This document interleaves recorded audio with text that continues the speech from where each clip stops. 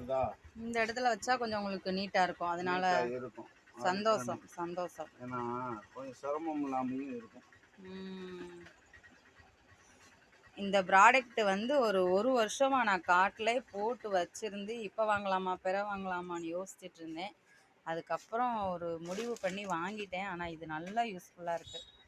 அவ்வளோ சீக்கிரம் எதையும் வாங்க மாட்டோம்.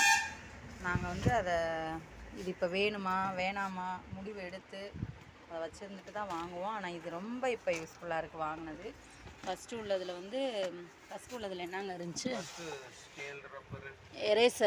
எரேசரு, இதில் வந்து கிரையான்ஸு,